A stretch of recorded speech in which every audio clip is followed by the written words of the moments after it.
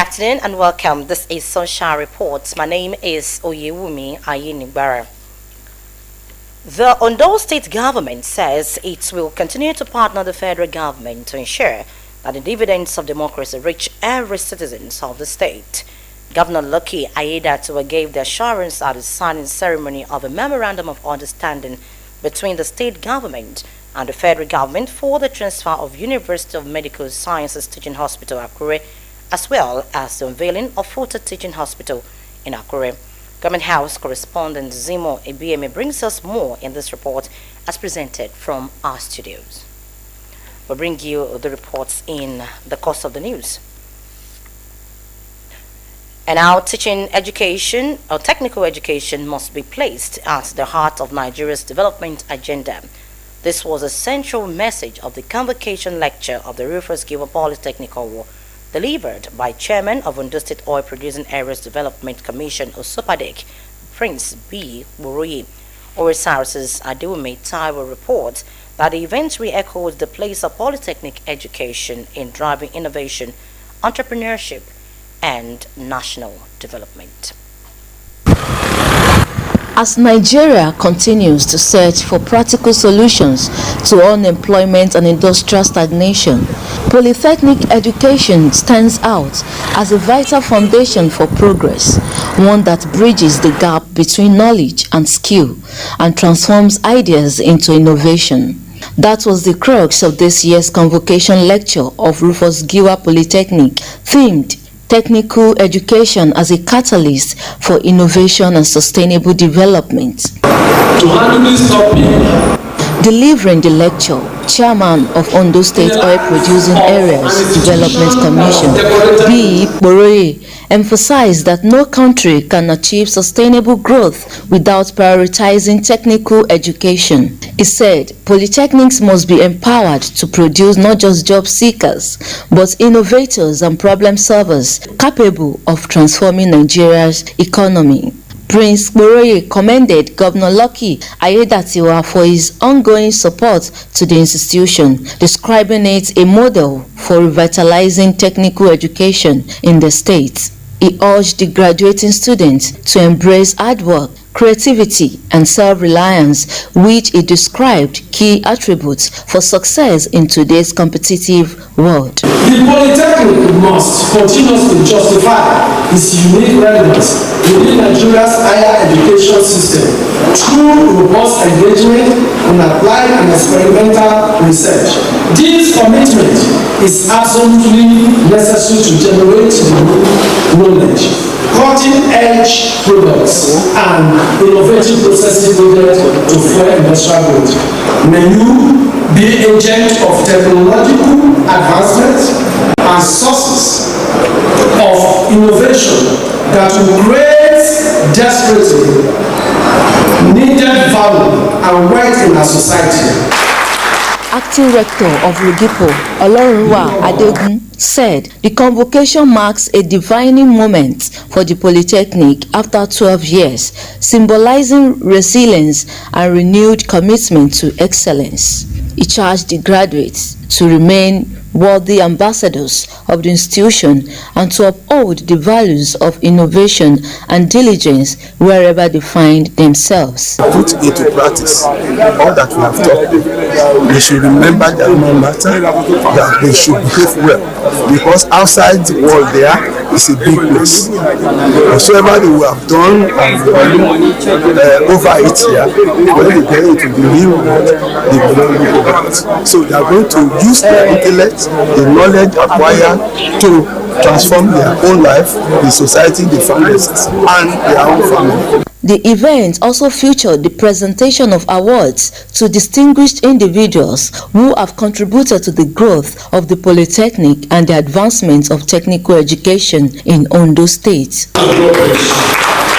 The convocation lecture reaffirmed Rugipo's mission to nurture technically skilled graduates who can drive industrial growth, innovation, and sustainable development across Nigeria. As the Polytechnic holds its 12th to 23rd Combined Convocation, it renews its vision of being a hub for creativity and technological advancement, preparing young Nigerians to shape a more productive and self-reliant future.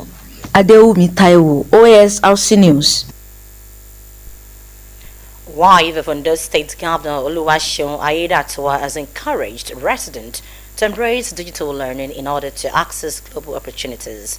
The governor's wife gave the advice at the commissioning and handover of a digital learning center of the Renewed Hope Initiative in collaboration with the National Information Technology Development Agency NITSDA in Ilaramoki, a federal local government area of Ondo State.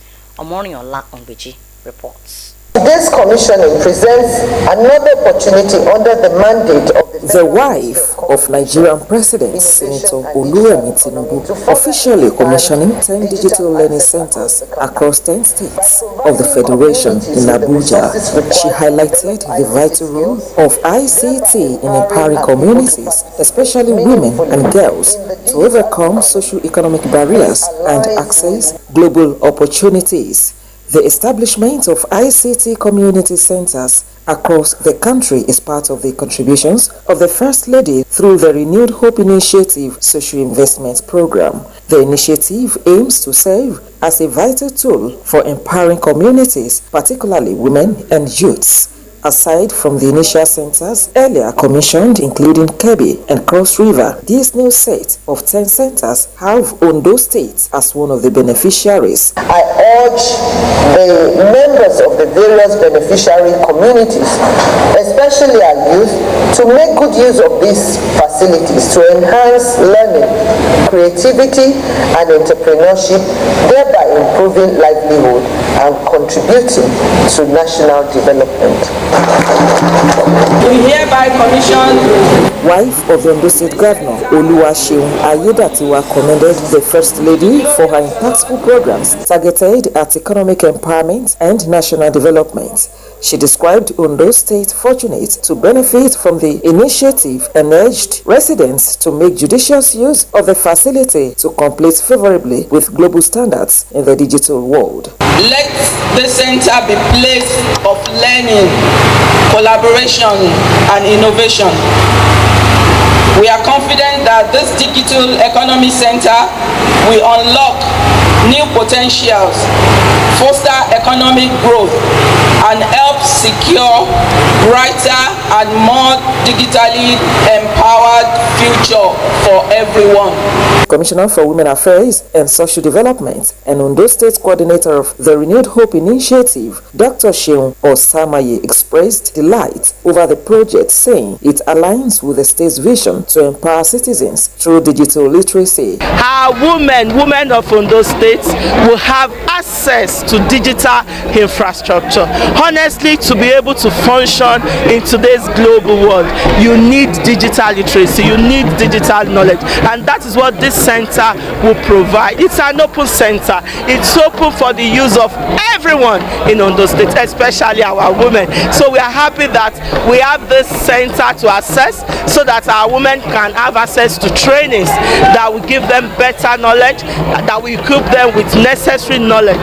On the accessibility and sustainability of the facility, which includes a complete ICT package with servers, Director General, Public Service Training Institute, Ilaramoki, Dr. Olumide Ashiri said the digital center will complement the over 250 computer systems already provided by the state government to equip citizens with ICT skills. We can say to a large extent that Mr. Governor has promoted technology. Now, to NITSDA, I am so grateful that NITSDA is able to support our effort, our modest effort.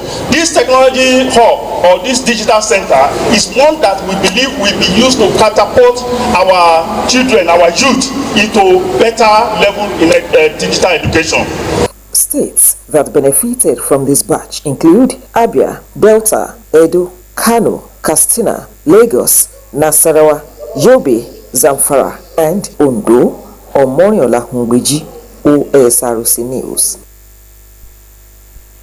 Ondo State government has commiserated with the people of Akungba Akoko over the fatal road accident that claimed 8 lives. Governor Lucky Aiyedatiwa, represented by his deputy Dr. Laide Adelami, paid a visit to the town to sympathize with residents and assure them of government intervention. Government House correspondent Zimo Ebiemi covered the event and is reported from our studios. Tragedy struck in Akumbakoko on Tuesday, October the 21st, when a truck loaded with cement lost control and rammed into a barricade near Holy Trinity Church, crushing several people to death. Eyewitnesses claimed the vehicle was descending a steep hill when its brakes failed, veering off the road and trapping victims beneath it. Operatives of Federal Road Safety Corps later confirmed that 8 bodies, 6 males and 2 females, were recovered from the scene, while no one sustained injuries. The incident sparked panic within the university community as students of Adekunle Ajasin University and residents trooped out in shock and disbelief. Following the tragedy, Ondo State Governor Lucky Aiyedatiwa, represented by his deputy Dr. Laide Adelami, visited the scene to assess the situation and commiserate with the victim's family. He called for calm and assured residents that the government is fully aware of the challenges and will take decisive steps to prevent a recurrence. It's an ugly situation. His Excellency, my principal, has asked me to come and visit the scene of this accident and to commiserate with the people. We understand that this would not have probably happened if not for the negligence of the people put in charge to control traffic, because it is usual that when there is construction, traffic will be disrupted. And even at the, beyond this place, I know that there are barricades, and I learned that some of those barricades have been removed. And because who removed them, we do not know. You in the community will know. Aiyedatiwa said the state government would work with relevant agencies to address safety issues along the Akumba axis. It's an avoidable, accident. If people who are supposed to do what they're supposed to do, they actually did what they needed to do. But it has happened because we care. All that you have said, when my principal comes, His Excellency Lucky Orimiso Aiyedatiwa, I will lay all those things, what you want before them. But even then, before his arrival, the CP has started the reconstruction of the barricade. A representative of the Student Union expressed deep concern over the recurring accident in the area, urging the government to take urgent action to make the road safer for motorists and pedestrians. Notice that the removal of the fence barricade that is located at Ikare Akoko has been the one that actually exposed this one to this occurrence of the accident, and of course we are here to make demand that both barricades must be repaired and of course be retagged today and be fixed. The fact that this road is actually under construction, we have another road which is the permanent site. That one also should be rehabilitated to ease the passage and of course the transportation of the university. Earlier, the deputy governor visited the palace of the Alale of Akumba Akoko, Kwabaisia Kadu, where he prayed for the repose of the souls of the victims and comfort for the bereaved families. Residents of Imafo community and its neighboring settlement are expressing relief as construction work finally begins on the long-neglected Imafo Road. The 6-kilometer stretch, notorious for its deplorable state, is now under reconstruction following approval by the Ondo State government. Blessing Obe tells us more. After several years of neglect, the Imafo Road is finally getting government attention. Heavy-duty machines and construction workers are currently on site, excavating and digging drainage channels as part of the initial phase of the project.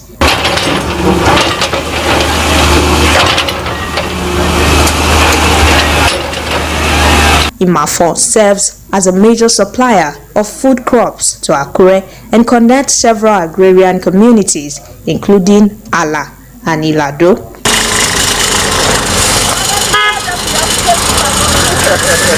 Residents and motorists have described the project as long overdue. They are, however, appealing to the government to ensure speedy and uninterrupted completion of the work. We want to appreciate the state government for counting us worthy. It has been suffering for many years. The Imafon Road, Alagbaka Imafon Road, has to be count worthy now. We appreciate him for that, and we need it to be speedily and come to completion. The people of the community, everybody's were happy. By the day of they started the job, you can see every one of us, we are jubilating, and we appreciate the government for that. The road is worst. If I'm going out in the morning, I'll be thinking, so I'm going to ply this road again. If I'm coming back again, it's another thing entirely. I'll park at Scout, then I'll be thinking, how will I drive?